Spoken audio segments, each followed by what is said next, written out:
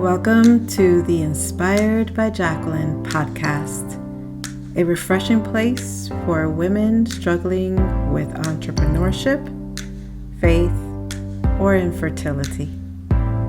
Stay tuned for today's episode.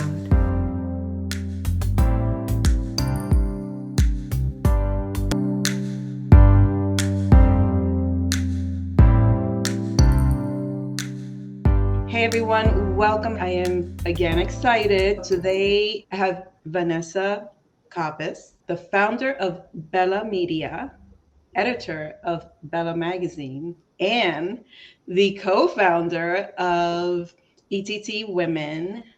Did I say your name right? Oh my God, you're like the first person to say it right on the first attempt. So thank you for that. Yes. I'm very conscious of names. I do butcher names sometimes, and people show me love. So I'm glad that I said it correctly. Thank you. So Vanessa, welcome to Inspired by Jacqueline. I know you have like 300 pages of stuff that you do. So do you want to add anything else? Aside from everything, so first of all, thank you. Thank you so much for the opportunity for having me here on your podcast.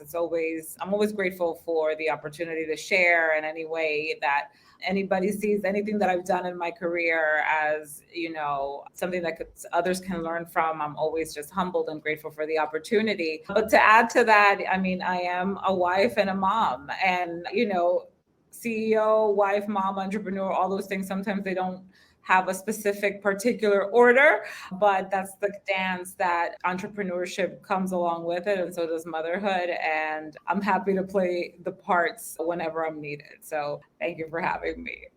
So you opened up amazing, because my next question follows up as to why entrepreneurship, and have you been an entrepreneur your entire life, or tell me a little bit about that. So interestingly enough, I had this conversation just a few days ago. I've always had a side hustle. My parents divorced when I was very young. We lived in Ohio for several years, and then we went back to the DR and lived there. And from the moment my mother started sending me, at the time, New Kids on the Block was like all the rage. I remember telling her, I said to her, can you send me some stickers or some pins and some t-shirts? And I started selling them at recess to my classmates. And I remember telling her, this is a way for me to make some extra money and for me to make my lunch money. And she would keep sending me stickers and pins, and I would sell them. And that kind of sparked this idea. Okay, so if I sell something, I can have some cash, and that cash is all mine. And I have like independence and autonomy about what I do with that. I think I kind of like that. But my father was an entrepreneur. My mother has always been an entrepreneur. Both of my brothers have, done something in some way, shape, or form where they were independently, employed. And I think that's like a Latin culture kind of norm, where we, aside from, a 9-to-5, we always have something that either we're passionate about or that we're doing to supplement income or to create, something else. So to answer your question, I've always, I could say my entrepreneurial journey began at the age of 12 in a sense, yes. And why Bella? Bella was something that I stumbled upon. A lot of people ask me, was this my dream?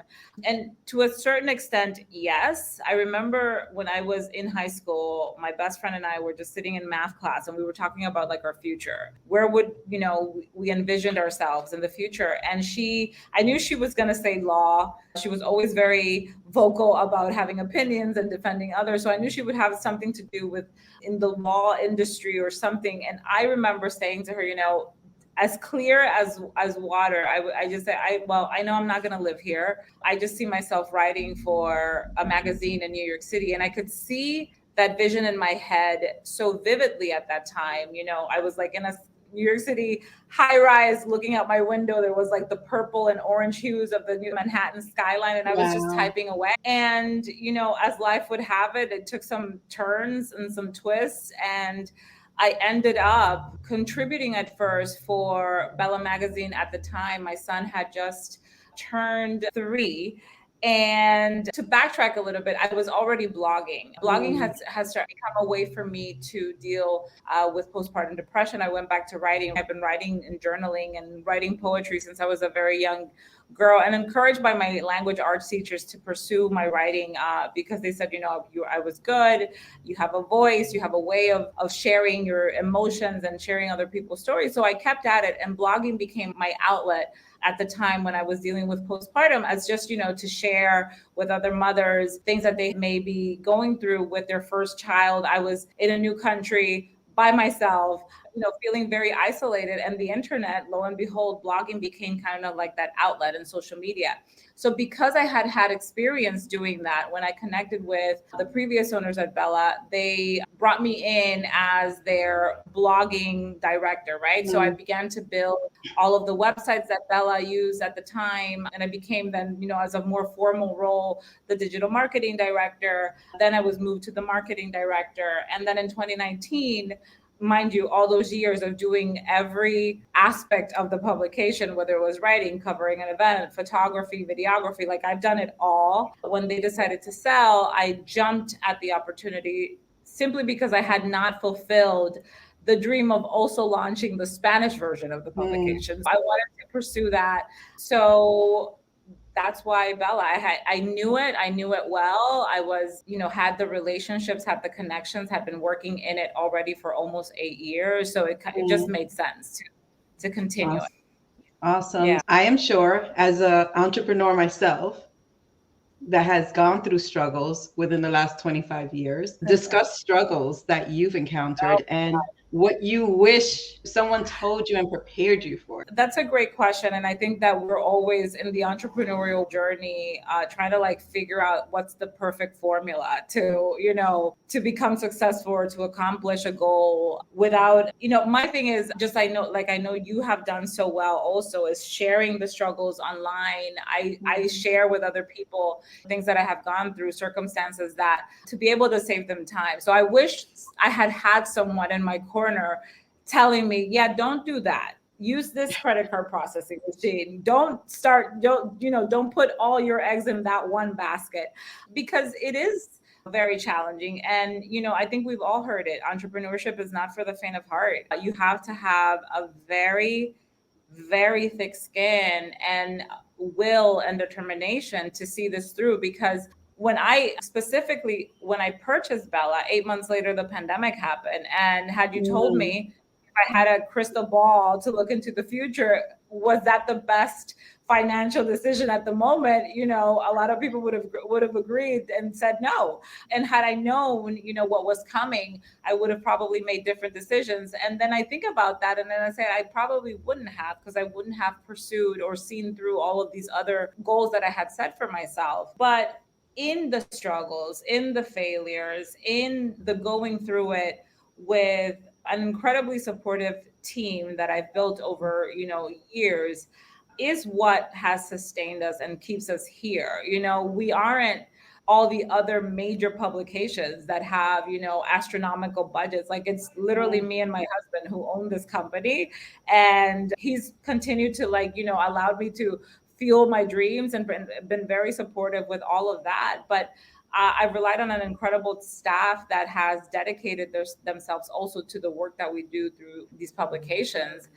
But the struggles come in waves. They come at different times of the year, depending on the season, depending on what's going on in the world. I mean, we would remiss not to say there's things going on worldwide that have affected how we produce content. We can't be over here celebrating and partying without acknowledging the reality that is going on the other side of the world. And, when I took this on to share other people's stories and journeys, and even highlight celebrities in the process, they help us sell publications. I'm in the DR, by the way, as we're recording this podcast. I was like, okay, bring it on. And I'm sitting here at my mom's house, and just so everyone knows, that you may have some issues editing that background music. That was just a car that drove by. But we would be remiss to not take into account what's going on in the world to produce the news that we do. We're not a hard news outlet, so you're not going to be hearing about what's happening, in the other side of the world every day from us. But in every way, shape, or form, it does affect our purchasing decisions. It affects how we behave. So that also affects how we produce the content that we produce. So the challenges have been there was just, continuing to try to keep a level head amidst what's happening in the world, and also personal challenges and personal struggles that we may be all going through, and to keep, moving forward. So to answer your question in a very long-winded way, I wish I would have had like a little, I think we always have that angel and that devil, right? Just kind of like that one voice, don't do this, be careful, don't be so trusting. I wish if somebody would have said that to me. So with that said, what would one or two things that you would share with someone who's listening right now as to how to handle a struggle or situation? And one thing that I will say before I forget is you mentioned something in reference to it happens in waves. And that's something that I would notate immediately. It's not like, oh, I conquered this and that's it. No, it's life. Yeah, it comes and goes, and you have some really high highs, and then you have some really low lows, and then you're kind of cruising, and then you hit that, a summit again, and then you hit the lows. But to go back to your question, and I'm sorry, I'm just trying to say precisely like what I want to say.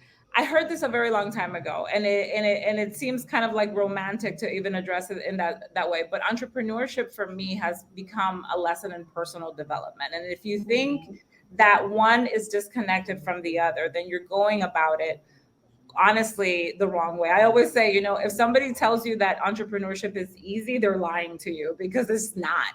It just isn't. It looks glamorous. And if you're really paying attention to people who are really killing it, the girl from Spanx, she's one that has shared in every outlet out there, how challenging it was. Jamie Kern-Lima, who the founder of It Cosmetics, someone who I follow closely, who I believe is a truth teller, because she's giving you the down and the dirty of the back end of that, L'Oreal contract. Like, it wasn't like it just happened overnight. And how many nights, companies have been in the red, right? And just like, oh my God, that client hasn't paid the bill and we can't do XYZ because we're still waiting on funds. And, it comes in waves, just like you said, like life. And you have to hold on.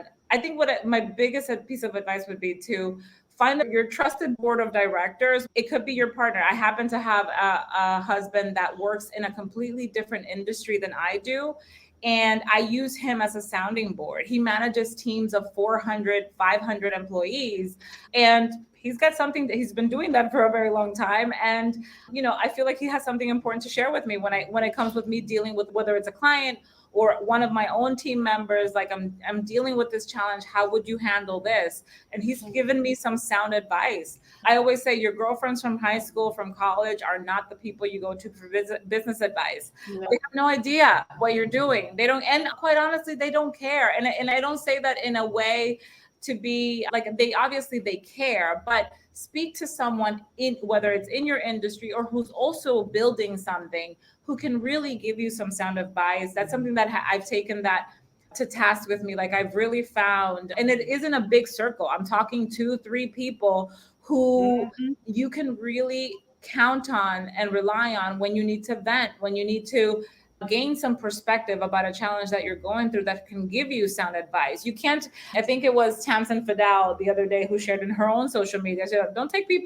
advice from people who aren't doing anything with their lives. Like, they may be important to you because they're a good friend or they're a close friend, but if they have a 9-to-5 and they're happy and they are comfortable with where they're at, and you're the one building your empire or your business, or taking on multiple jobs to help fund that dream, that is not your best choice. They're not going to understand.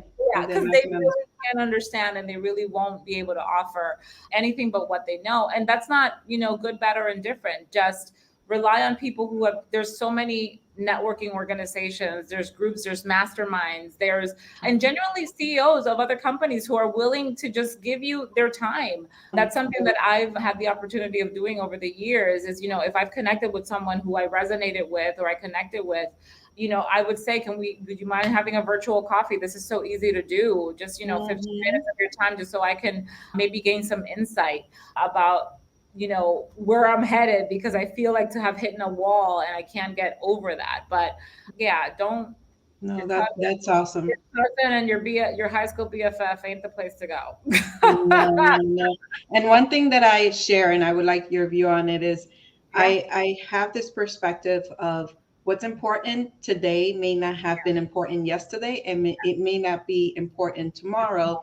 And I share that because, like you said, we get things in waves. So our lives moves in waves, and our lives have to reallocate and shift, and we have to shift our mindset and our whole thought process so that we don't lose our minds. 100%. And I always say, if you were to look up the definition of the word resilience, I always say you're going to find my picture and you're going to find an entrepreneur's picture right next to it, because you have to adapt. And sometimes that adaptation happens in seconds.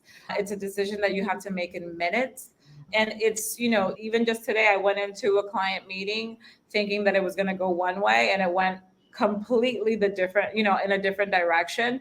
And you have to just adapt and continue to figure it out. So, like I said, not for the faint of heart, not for everybody, because if it was this easy, everybody would be doing it. Exactly. And I know that may sound repetitive, because I'm sure you've heard that before from someone else, but it's the truth. It's the truth, for sure. And then how does faith fall into all of this for you? I am a blind faith believer. I have been for, most of my adult life.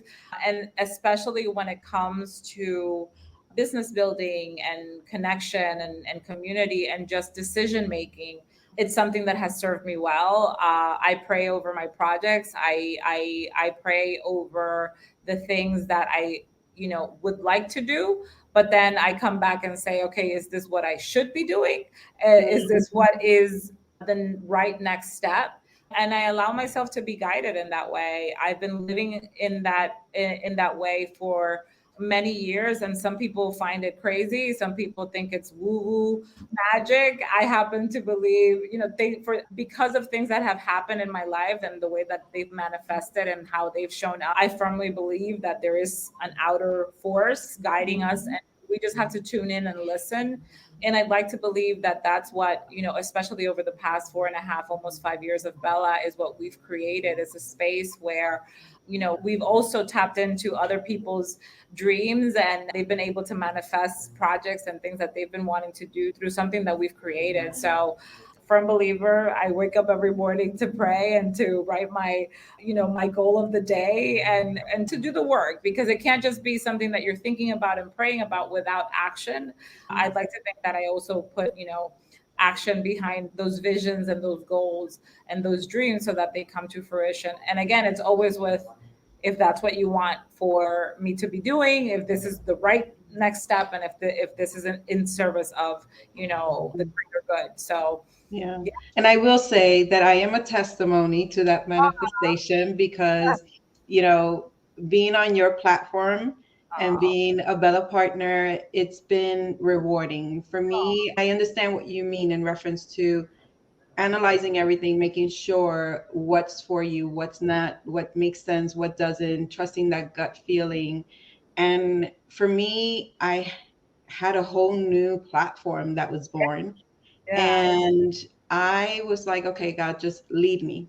And I was led by faith, and I came across Bella Media and the whole Bella family. Oh, thank you. That means a lot. Good, because I feel like I am appreciated, and that led me to connect with you on a different level and partner with you and showcase my journey and my new platform, which was a goal that I thought was something small. And it's now something beyond my dreams right now. I'm so happy for you. And you know, and a lot of the times it's even more exciting to just kind of like be in the room and be a part of it. And that's cheering you on, because I've seen you, you know, from when we met to the evolution that you've accomplished to this day. It's just been such a beautiful journey to be a part of it is just, again, you know, because that's what we're supposed to be doing for each other. It's just, you know, how can we elevate? How can we make this bigger? How can we make it better? So grateful for you on that as well. So yeah, and so I share with everyone who's listening that, you know, your gut feeling will never lead you wrong, 100%. and whether it's something good or bad. So definitely, you know, trusting that gut feeling, that faith, to me is so important.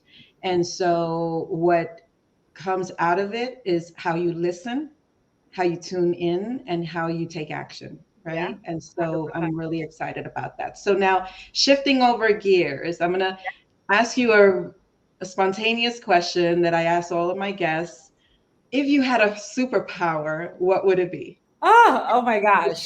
Oh my gosh. Just one. So fun. I mean, honestly, I sometimes will say is like the ability to just multiply myself and be able to be in three places at one time. Not because I think that I can do it better than anybody else. I think that's the little control freak in me that I delegate, and I have gotten very good at that over the years.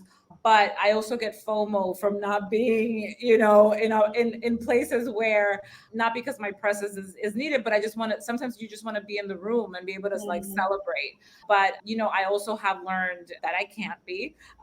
And so you kind of just, you know, all right, I have this person here and this person there, and they can, you know, bring this project together. And listen, I'm saying this, realizing it even right now, I wouldn't be able to be here in the DR in this moment if I didn't have a capable team taking care of business while I'm not there. So that's it, you know, but it would help if I had three me's. Yeah, no, I definitely agree. I totally relate. So let's talk about team. You mentioned team, delegation.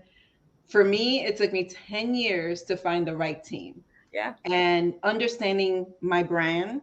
Yeah. Because that's a representation of what you're putting out, all the energy that you're working hard to build this platform, and that you want a team that understands the hard work, what you're invested, what they're invested, what the expectations are. So tell me about how long it took you, and how does it shift and shuffle sometimes, because, you know, there's, whoo. Yeah, there's changes, and there are people who outgrow, you know, what you're doing, and you outgrow people. So when it comes to Bella, I inherited 99.9% of the team. So it wasn't a team necessarily that I had chosen. It was the staff that was in place when I purchased it. And thankfully, 99.9 of those people stayed, right? Like they wanted to stay, they wanted to give it a shot. Over the years, it has changed and it has shifted a little bit, but the core team has remained the same. And I think I would attest that to the fact that, I guess when I was an educator, you know, professional education was also very important. Like I met with my supervisors consistently.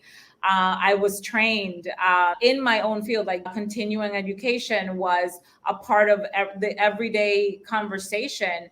My classes were supervised, but not in a way to shun me, in a way to improve. Okay, so you did this. What can you improve upon doing that? And when I took my team on, you know, I had one-on-ones with each of them. And my questions were, well, what are your goals? Where do you see yourself in 5 years? How does Bella fit into that vision for you? Because I also needed to know, you know, is this a group of people that I can rely on to grow with? Or am I going to have to find a new group of people? And like I said, you know, thankfully, the core group has remained the same, and I've been able to scale Bella in ways that, again, I could have only dreamed of, you know, 5 years ago. But it has to do with their level of commitment also to the bigger picture at hand. It isn't one-sided. I don't make decisions, you know, like I don't make one-sided decisions, and I'm not on a power trip. Like this is not about fulfilling Vanessa's visions. This is, we have an editorial meeting. What is happening? What do you want to cover? What do you think we should be talking about when it comes to fashion? You know, one of the biggest changes that we made over the years was being extremely inclusive when it came to the LGBTQ plus community, because I was like, okay, but Pride doesn't just happen 1 month a year. Someone who is gay, lesbian, or bi is that way every day of their lives. Mm-hmm. So we can't just have this conversation one time a year. So we need to make sure that it is included across the board in every issue. And that was like one of the biggest changes that we made starting there. So the change starts from within. And I feel like the team just felt part of those conversations. So they also felt invested, that they were being taken into account, and that their opinions and their thoughts and their ideas were being also executed. That's on the Bella side. On the ETT women's side, and you know Lynette very well, it took us a minute to get into a groove of, you know, how we would direct this community, because we were both very different people.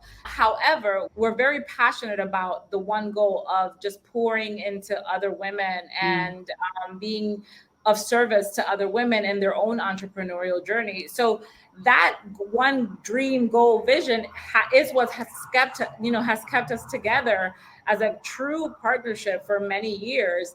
But we bumped heads many times, sometimes on a weekly, daily basis for a while in the beginning, because she wanted to do things one way. I wanted to do things another way. Yeah. She was completely adamant about not ever being on social media. And I'm like, this is what I do for a living. What are you saying? You don't want to be on, what is this? What do you mean you don't want to be on Facebook? You have to be on Facebook. So it took us a while to just find our groove.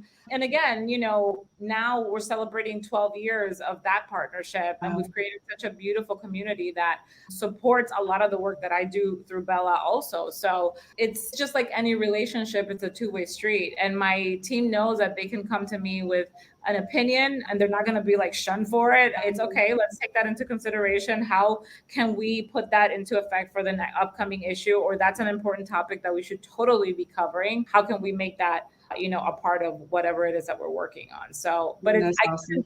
I couldn't do it without them. So I would be remiss to think that I'm like this lone ranger, you know, making all of this magic happen, but it's not, you know, I have an incredible team that I count on every single day to get it done. That's awesome. And you have life, right? So you have your family and your children and everything like that. And it's like there's no true balance. So it's like maybe today might be 60% here, 40% there, or opposite. So it's finding that balance in some form or fashion. So you mentioned something in reference to diversity. What do you think, in your opinion, are companies are struggling with in trying to know how to handle diversity and inclusion? You know, it's a great question, because when we were going through the pandemic, it's one of the topics that I tried to like hit head on from the get-go. And I remember meeting with a branding and marketing coach, and one of the first things she said to us was, don't do what everybody else is doing, is making a statement. Start making conscious decisions about who you're hiring. Meaning that if you're going to talk about Black people of color, there has to be a person of color in the room who is sharing the experiences and going through whatever it is that you're talking about and how they're viewing fashion.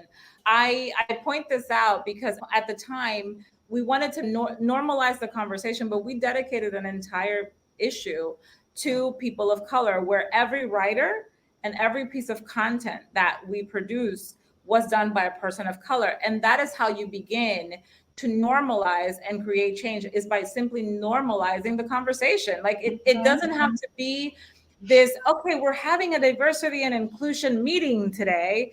It's literally about looking at your staff, looking at your group of people that you're making business decisions with and without, and are you taking their experiences into consideration? And I, you know, even when it came, and I mentioned this before about the LGBTQ plus community, I sit my team members down who are a part of that community, and I say, how should we be addressing this? What should we really be focused on? What is the topic that, you know, your community is most concerned with? How can we add to the conversation? And what changes, you know, do you think that we can make? Because I can't be the one making that decision, because I'm not I don't feel the effects of what they're going through. I can speak to my experience as a Latino woman because that I live and breathe every single day. But, even with what's going on in the world with, we mentioned it briefly again, I can't speak to an experience that I haven't had. So therefore I can't make those decisions for a community and then expect to be, respected for it, because it's to me, it's tone deaf when you're making decisions about a massive group of people without taking their experiences into account. So to answer your question, is you have to have someone with those experiences, lived experiences, to be able to, voice an opinion, and then you take action based on that. Thank you for sharing that. And it's interesting you say that in reference to what you can talk about and not, because part of my platform is about struggling with entrepreneurship, faith, or fertility. I mean, these are three pillars of my personal life.